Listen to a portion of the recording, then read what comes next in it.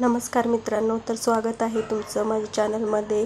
तर आज बिग बॉसमधून वर्षाताई ही घराच्या बाहेर गेलेली आहे। तर आता बिग बॉसच्या घराला 6 फायनलिस्ट भेटले आहेत।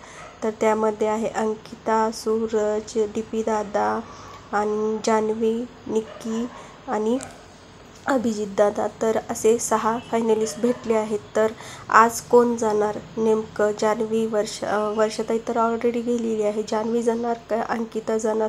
तुम्हाला काय वाटतं? तुमचं मत हे कमेंटमध्ये नक्की सांगा।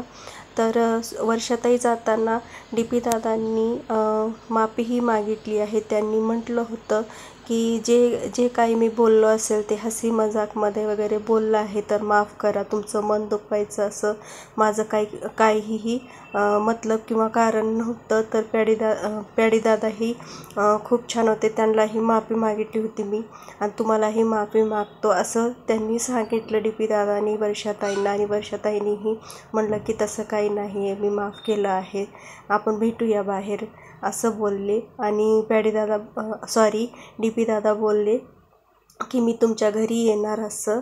तर वर्षाताई ही निरोप घेताना रडले वगैरे नाही, मला वाटलं होतं रडतील, पण ते रडले नाहीत।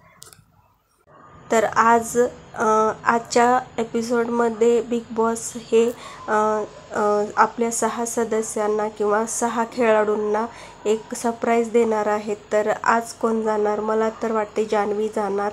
तुमचं मत काय आहे हे कमेंटमध्ये नक्की सांगा। जान्हवी जाणार का, अंकिता जाणार का, डीपी दादा जाणार?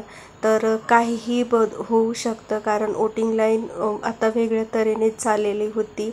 इतके दिवस सूरज हे टॉपवर होता, पण आता सध्याच्या ह्याच्यामध्ये अभिजित टॉपवर आहे। तर तुम्हाला काय वाटतं की कोण जिंकेल बिग बॉसच्या घरामध्ये? कोण बाहेर जाईल आणि कोण टिकेल? तर नक्की कमेंटमध्ये सांगा। आणि खेळ वगैरे कसा चाललाय? तुम्हाला 2 दिवसाचा खेळ आवडतोय का हेही सांगा कमेंटमध्ये।